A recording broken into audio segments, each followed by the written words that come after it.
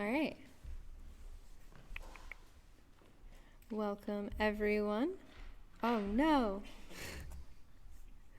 You trust me with technology far too much. How? Anyways, Noah's going to fix this, whatever I just did. Welcome, everyone, to the Rock Game Dev August workshop now. For anyone who's new to Rock Game Dev, we are a game development community for students, hobbyists, professionals, etc., people generally interested in making games. We have 3, I believe, still regular monthly meetups. So the last Wednesday of every month, which you are currently at, is the workshop. Someone in the community holds a workshop or a talk of some sort on a topic that they feel knowledgeable enough in to teach others. Pardon me while I pull everything up here. And then the first Wednesday of every month is the RIT workout meetup. So in the same room, same time, but a week from today, we'll be here.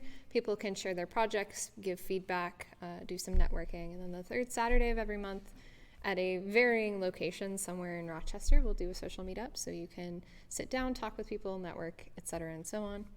All of this and more information about Rock Game Dev is available at rockgamedev.com, I believe. And you're also welcome to reach out to any of the team members, a few of whom are here tonight, either now, after the workshop, or in the future if you want more information. Did you change from the title? Oh, no, I didn't. With that, I'm also managing the stream a little bit, so. Oh, no. That's all right, just hold that back. All right. No worries. With that, I'm introducing today's presenter, myself. Hello, I'm Sam. For anyone who doesn't know, I am the workshop coordinator, but I'm also producer at Aesthetician Labs, and we'll talk a little bit more about that as we go. Before we dive into reflections on a year of being a producer, I wanted to kind of survey the room and get a sense of, I see a lot more people here than I was expecting, honestly. What are y'all looking to get out of this, if I can ask? Does anyone have things that they're looking for? Yeah. I'm actually starting a production studio recently with a friend of mine, and we're looking to know what the heck we're getting into. Okay. Awesome. Yeah. That, but in the future sometime. Okay. So starting up projects sometime down the line. Okay. Other things people are looking for, yeah. My friend and I are working on a game for users. Since we're also students, we're having trouble with actually continuing a project. Yeah. Also learn about how to do start production. Awesome. Yeah. Anyone else? Specific questions you may have are totally fine. All right. Well, then I'm going to move on. There will be time at the end if you have questions that come up while I'm talking about things I'm talking about or unrelated things that you're just curious about and think I might have a good answer to. So this is reflections on a year of production, the lessons I've learned. Just to kind of give you a preview of what I'm going to be talking about, I'm going to be referencing both successes, failures, and suggestions based on the experiences of my team, which is myself, Noah here, who is our stream coordinator for Rock Game Dev, and our third teammate, Aiden, but also a lot of more personal lessons that I've learned, things that I, as the producer for our team, feel like I can give you value from. So yeah, we're going to go through successes, and then failures, and then anything that I think you should just really solidify in your brain to go away with. So some background about me and my team. Hello, I'm Sam. You can find my social media presences here. I like food a lot. As a hobby, I like health and fitness. I really like to talk about psychology and cognition and self-awareness. Outside of that, though, like professionally and related to games, I am the producer at Aesthetician Labs, and I study game production through RIT's School of Individualized Study. So for any of you who are students and who are really into games production, I encourage you to go check out SOIS. They're fantastic. So Aesthetician Labs. Again, some socials here. Aesthetician Labs is an artist-owned games collective located in Rochester, New York. The team is made up of Noah Ratcliffe, Aiden Markham, and Sam Cammarata, myself. Our games are primarily bite-sized, very fun, very juicy. We primarily make hyper-casual games for mobile, but we also dabble in web. Yeah, we incorporated June 2018, so a little over a year ago now. I was originally going to give this talk in June, and it got postponed. So a little over a year now. Our first game was Crazy Plates, which you may or may not have played the cabinet over there. We released that on mobile in December 2018 with Magic. We then partnered with Pokey, which is a web platform, to release Crazy Plates and Utter for the web. And since then, we've been working on a lot more secret projects, a lot of which you can find out about if you go to our Twitter. And all three of us have been obviously working on the business while we are all also full-time students, working other jobs, etc., and so on. So, successes, things that we think have gone really, really well. Game specific, well, we've released games, and I consider that a massive success. That means that I'm doing my job and everyone else is doing their job, and we've made it. Not only have we released games, but we've done it with partners. So partners and publishers, that being Magic, that being Pokey, that web platform. We've found a style that we really like without feeling like we are absolutely stuck in that style. It gives us kind of some place to start without feeling confined to that. So we are able to move outside of those boundaries. We've, again, released games. I just want to emphasize that, like, if you release games, that's something to celebrate. And we gave a wonderful postmortem for Crazy Plates, and I feel really proud of that. That was a big victory for us, was for people to come up to us afterwards and say, hey, not only did you make a cool game, but you were able to share with everyone else the lessons that you learned from that game. And yeah, I took that as a huge success. Business-wise, obviously, we've been incorporated for a year. Well, we have a business, again, like, we're starting with a bar pretty low, but, you know, having a business is a success. We have built a network of professionals we can call for help. This is mentors, this is our accountant and a lawyer that we have on call, just people that we can say, hey, I don't know what I'm doing, please help me. And that's a huge, huge win for us. And it's part of the reason why I think we've been so successful thus far, is just knowing who to call for help when we need it, because inevitably we've needed it. We haven't gotten in trouble yet with the IRS or New York State, which is something I've been very scared of since day zero. We've also finally, I think, started to understand what to expect when it comes to state and federal filings, when it comes to, like, planning out a schedule for a game. Like, we've accrued so much experience at this point that I feel like we're finally getting into a flow of, oh yeah, okay, so I have some reference point for this thing that we're jumping into, even if it's something totally new. We've developed some really positive team communication habits, and we have made all of our games without doing any crunching, which is, again, huge success. You don't need to crunch to make cool games. We have done one successful client and contract work, and that was a super successful project. I love to look at that and feel a lot of pride. And in doing client and contract work, both the successful projects and the ones that we proposed but clients didn't take up, one of the biggest things that I look at our team and I feel proud of is that we have drawn really clear boundaries internally as to what we feel like we can and cannot manage. And we've communicated those when necessary to clients and saying, hey, we can't take on your project because it just doesn't fit the scope of what our team is able to take on. And we've been okay with that. We've also built a brand and a team that prospective clients have seemed super happy and excited to work with. I like to think that when we go to meetings with clients, it's typically one, maybe two clients, and then a team of three people, because we kind of go into things very collaboratively, and I think it can be maybe a little intimidating for people to walk into the room and see a panel of three people just like sitting there waiting. But I do like to think that we're super friendly and easy to work with. A lot of clients have left those first meetings being very excited to work with us, even if it doesn't pan out in the end. And then lastly, we've gotten into a flow of how we make proposals for clients and contract work. For those projects, you don't get paid until you start the project, or at least until you deliver some part of that project. And so for us, something that I think has been really important is making a flow for the free work, essentially, that we're doing to quote a client for a project, to say, we need to make a slide deck, we need to analyze your project for scope and viability. Making sure that we're not investing too many resources in that proposal part of the process means that we're not sinking a ton of time and money into work that is going to go nowhere. And beyond that, some other successes we've had. And a lot of this is a little bit more personal. For me, a big one was coping with the mental and emotional baggage of owning a business, because that took a larger toll than I think I expected. I was very intimidated by just the large entities that you work with and the magnitude of intensity that you have to work at when you're dealing with like the IRS in New York State, and that was scary for me. And also working from home, you just kind of have to accommodate yourself to not doing the dishes halfway through a project because you don't want to do it and you're procrastinating, so you do chores. That was a habit that I got into and had to work very hard to get out of.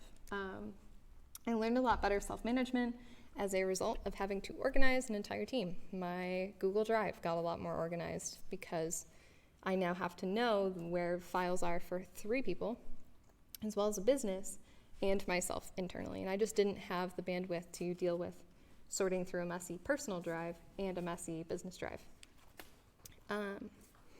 I've also come to understand exactly what a producer does. And I give air quotes when I say that because a producer's job is going to be different in every context. But in the context of Aesthetician Labs, I've learned a lot more about what that looks like and feel a lot more confident in doing my job because of that.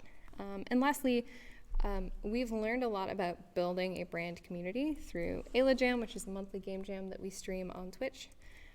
We have a Discord and we have a Patreon, and generally we've started to build a community around the games that we make and the business that we run, and that's a huge success to me. So next up is failures.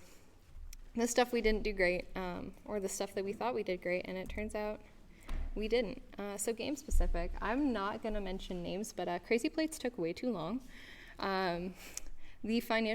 So Crazy Plates was never meant to be financially viable in the long term, but we did invest a lot of time and energy as a team. I think it took 1.5 years to really be done with development, but that doesn't include all the time we've spent past that 1.5 years showing the game and dealing with the hardware, like carrying the cabinet around, and very little of that financial investment has been recouped. And something that I know, and this sounds more dramatic than it is, but team morale can get kind of low on a long-term project when you compare it to our current 2 to 4 week cycles for hyper-casual games. When you're constantly getting chances to be creative and innovative and start something new, even if the last thing kind of flopped every 2 to 4 weeks, that's a very stark comparison in team morale compared to a 1.5 year long game. So we'll talk about this a little bit more later, but if you're on a long-term project, I think something that I wish I'd known working on this project is you need to understand that you're in it for the long haul and be prepared for that dragging feeling when you're at the end of the project and it's starting to kind of dig at you and you just want to move on to something new and fresh. With Crazy Plates, specifically I speak to people who do mobile stuff. We did not pitch to publishers early enough. I'll say this every time I talk about Crazy Plates, because we've started to learn differently and do differently, but pitch to publishers early. And we, I think early on, didn't pay nearly enough attention to what the market wants and needs. I think, at least personally, I had this opinion or this maybe subconscious feeling that you couldn't both accommodate what the market wants and needs and your own personal creative freedom. And what I think I've come to understand in the last couple months is that that's totally not true. You can start by looking at what the market likes, what they're currently really into and what they want, and then say, okay, within those parameters, where does my creativity lead me? Instead of saying, I want to make RPG rogue shooter for mobile, when that's not at all what the market wants. Business-wise, that's not something that's viable financially for a business. And the last failure is we haven't gone viral yet, and that's womp, big bummer, but that's okay. That's a yet. Oh, okay.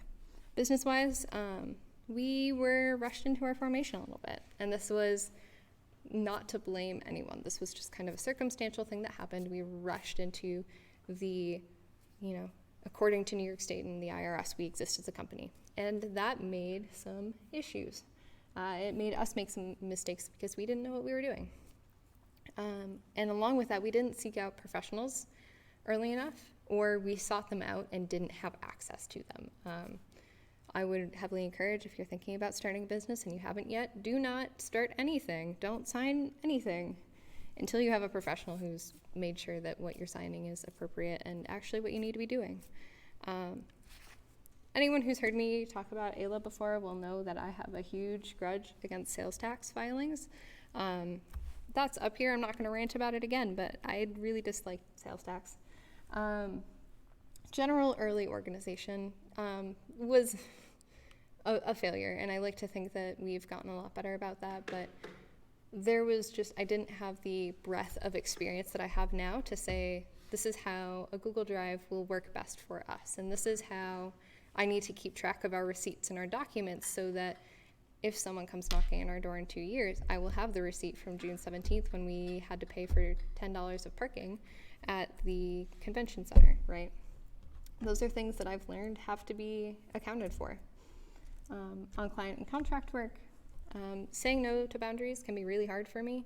And that's something that at the beginning I really didn't want to accept, but I've come to just like fully own that I really have to practice and be very diligent in saying no and defending those boundaries that our team has set internally, especially when we work with some of our like older clients who have an older business style. They tend to just be like, oh, well, keep pushing forward. And like at some point our team has said no, and I need to defend that. And yeah, I just struggle with that. And otherwise, a lot of client work falls through at the last minute, and we have been no exception to that. And with that, our team is very schedule-based, and it's really hard to schedule around client projects when you're pitching and everything looks like it's going to be good, and how do you account for the fact that it may still drop off the day before you plan to sign the contract? Still haven't quite figured that one out, but it is something that I can look back and say we definitely haven't mastered. And beyond all that, personally, like on a very intensely personal note, I haven't always asked for help when I need it, especially early on when I didn't understand what a producer did in the context of Aesthetician Labs. I just sucked up work. People would be like, oh, we need this video to be made. And I'd be like, I can do that, even though I had no experience and I had a lot on my plate. I did not know when I needed help. Therefore, I did not know how to ask. And even when I did know how to, like that I needed help, I didn't always ask. Something I like to think I'm getting better at, but I'd encourage you to really do a little bit of reflection and say like, hey, before I take on this task and this task and this task for my game, what else do I have going on in my life? Do I have the capacity to do this work? Also, again, personal insecurities about my role translating into the work that I do. I was procrastinating work really early on because I didn't feel like I was capable of doing the work all the time. And the secret was I was capable if I'd given myself enough time to learn and to fail and to learn from that failure and to do it right. And I didn't always because I would be pushing it off. And lastly, is stress management. Like I said, early on I was very stressed about the business, and it took its toll in a way that I think I didn't adequately prepare for. That's another one of those things that I think I'm getting better at, but I still haven't perfected. So with all that, just some quick takeaways. I would highly encourage any teams here who are talking about games moving forward. If you can have a dedicated producer or business manager, whatever that means, if it's a project where you don't have a business, don't have a business manager, but have a producer. If you have the resources, I'd really encourage it. Not to like pat myself on the back too much, but I really do think it's worth it.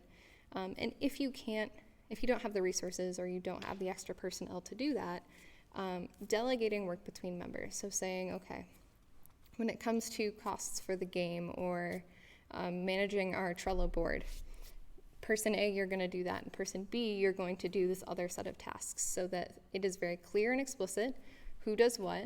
But then that person can always say, obviously, like, hey, I can't do that this week. Can someone else take this on?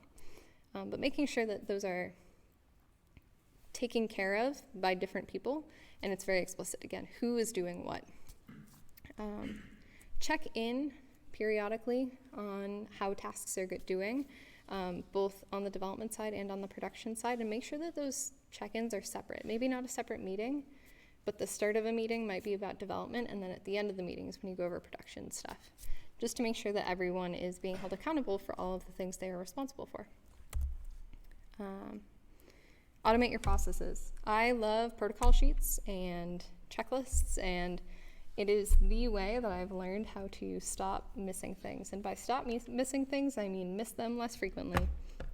If there's a program that can do it, ask that program to do it. And if there isn't, write a protocol sheet, make a checklist so that every time you have to write a tweet for your business or you have to, make a build, you know that you're getting all the steps because you can pull up your document next to your engine and say, I need to click this button and then I need to do this thing, and just make it so that there's less room for human error.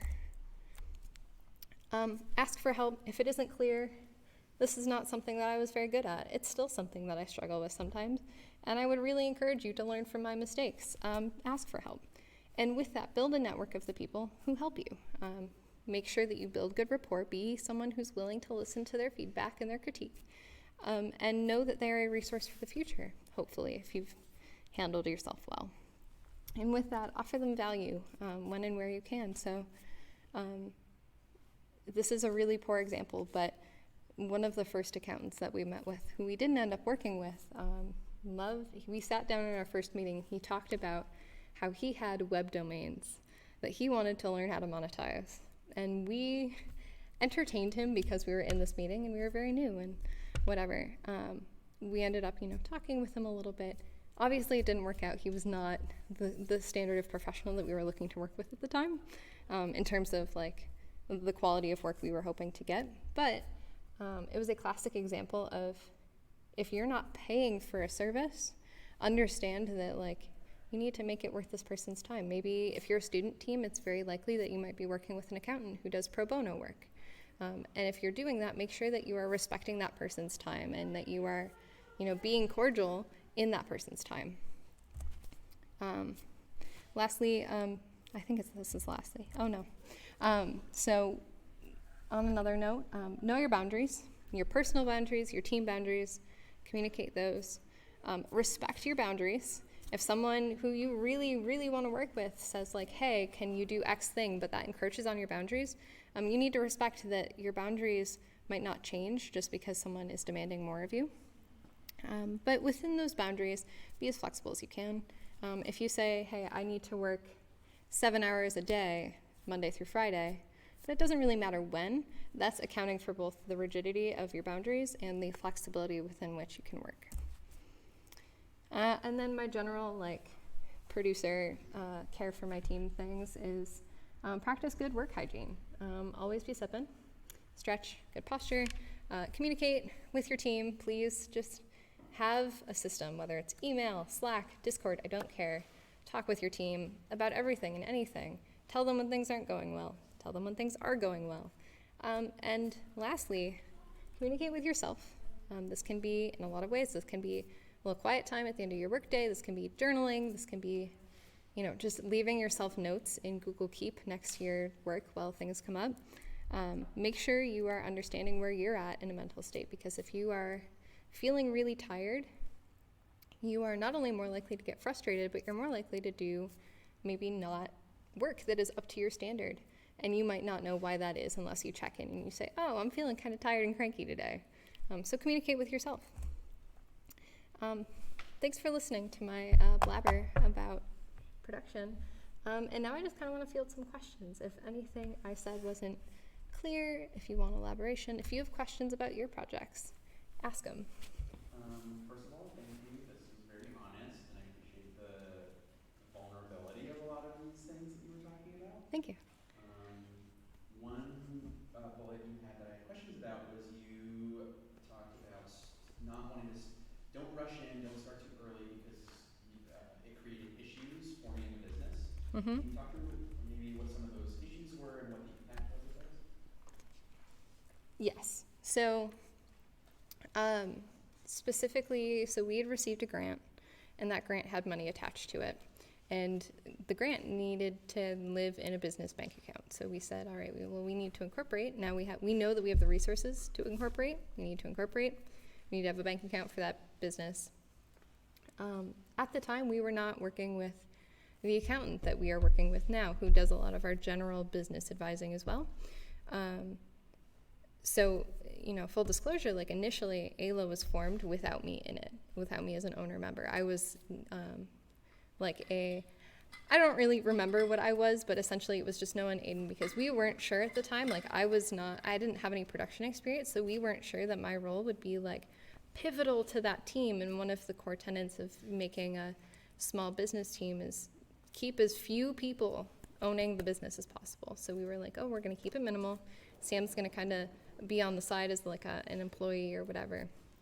Noah and Aiden are going to own the business. And we decided about a week later that we wanted me to be an owner. And that is not an easy thing to change. It requires a lot of paperwork and blah, blah, blah. So that's just like one of the very basic examples. But another one is making sure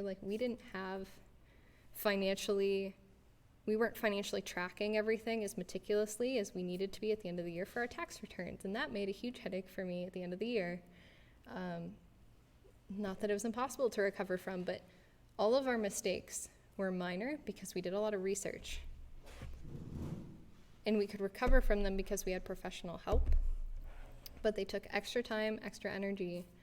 And had we not been so worried about it and looking so much into it, it would have been a lot easier to make bigger mistakes. We also, we are a New York State business. We are all located in Rochester, but we used a registered agent to make our incorporation because they were offering to do all the filing for us, and it was all online. And we were like, that sounds great. Not knowing any better until every professional we talked to 6 months later was like, you don't need a registered agent. Why do you have a registered agent? That's totally unnecessary, and you're paying them for work that they don't need to be doing. And that's another one of those things that now we talk with small teams, and we're like, please don't get a registered agent. That's a bad idea. Here's a lawyer. Go talk with them instead. Get professional help. Don't do what we did. We ended up meeting our accountant a couple months later, I think, and he's really been the source of all of our question fielding about the business. So if you're looking for one person to talk to, find a good accountant. Hopefully that answers your question. Yeah. Other questions people have? I'm happy to just talk about whatever.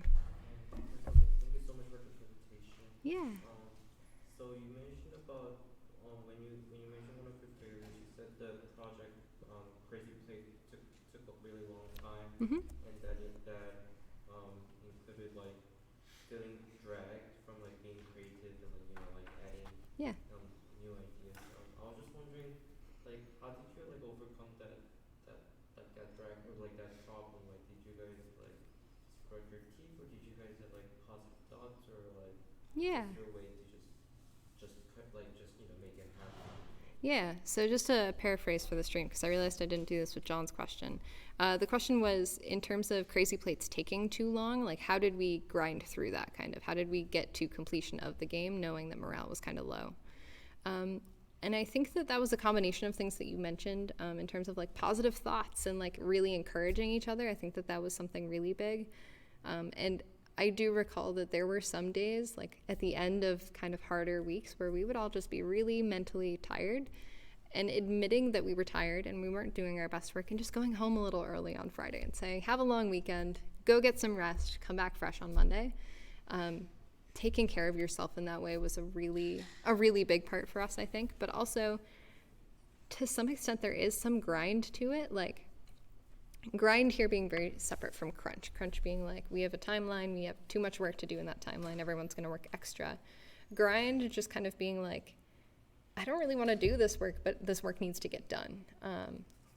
We had plenty of time, but we also had funding and support. We were actually working up here in Magic. So we had mentors who were checking in with us, and we had people who were following the progress of the game, and that, I think, was also really helpful, that we had internal accountability with our teammates. We also had external accountability with our mentorship, and we were getting paid to work on the game, so it wasn't we could just set it aside. Finding systems of accountability that I think work for your team. So whether that's weekly check-ins on morale specifically, maybe you just sit down once a week and you're how are you feeling about the game, and what can we be doing to make sure that you're feeling good? Taking time off, stuff like that, I think is really important. Yeah. Can hop in a little bit on that one? Sure, absolutely. I found for myself personally, compartmentalizing the work, especially when you're feeling like it's a lot of a grind. You're like, I don't want to spend the third week fixing the UI because it looks different in editor than it does on the phone. Like, that just sucks, right? But saying like, that is my 9 to 5 now, and then I go home and I can do other things and feel creatively fulfilled through other outlets. I started listening to like a lot of music and like relaxing outside of work. Set it aside. Luckily, we had an office that I could leave, but kind of compartmentalize your work towards the end when you really feel like it's a grind. That helped a lot for me. So just to sum up for the stream, just compartmentalizing your work was really helpful, both spatially and mentally. Right. Yeah. And I will add to that, you know, especially if you're working on this game as a hobby, and you're not working in an office and you're not working for other people and other people aren't paying you, compartmentalizing can just look like when you are working on X game, you have, you know, the Spotify playlist that you listen to, you work exclusively at your desk, you set a certain number of hours a week or a certain time of day that you work on it, and you respect, again, you respect those boundaries. Finding ways to compartmentalize doesn't have to be a separate physical location. It can be a state of mind as well, if that makes sense. Other questions? Yeah. Could you provide an example of how a process sheet might work and kind of how you and your team use process sheets? Ooh. And how that helps you work. Ooh, okay. You don't have to like. I guess I won't, I'm not going to pull one up. If anyone's super curious about this, I'm happy to like pull one up on Drive later, because I actually have one pulled up on my Chromebook. But so process sheets, protocol sheets for us, we have nice stationery that I like to use sometimes just to make it look professional. But essentially, you know, you title the document. So I have, for example, a process sheet on making social media, because we make tweets, Facebook posts, Instagram stories, Patreon posts. There's one more that I can't even remember. This is why I have a sheet for it. And essentially it says, okay, on Instagram, when I'm writing a post, it should have hashtags and it should have emojis, but it needs to be written in an external editor because Patreon or Instagram for mobile has poor formatting. But Facebook, you don't want hashtags and you do want emojis, but like essentially there's different styles for every single platform. And when I don't have a reference sheet for when I write those pieces, I forget things. I'll add hashtags to Facebook where it isn't needed, and I'll forget to check to make sure that I tagged the company that I wanted to tag. And essentially, it's a bulleted list in varying forms to make sure that those little details don't slip through the cracks. For some of the other process sheets we have are like a Q&A checklist for Crazy Plates was a big one, where I made a separate sheet that had a like physical checkbox where it said yes, no, there's an issue, and then a notes box for like every menu had a section and every like main gameplay state had a section, so that I could go through and essentially, going back to what I said, where you can't automate it, kind of automate your mental processes around it. Like I said, I'm happy to show these off once I'm off stream. Anything else?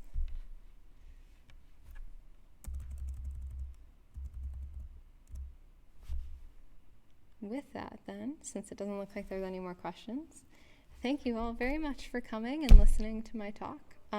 If you do have any questions, should have put these at the end.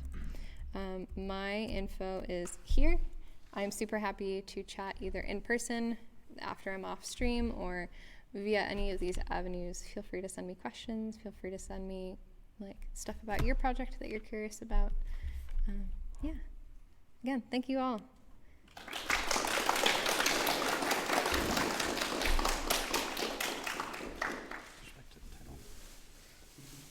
I'm just going to mute real quick.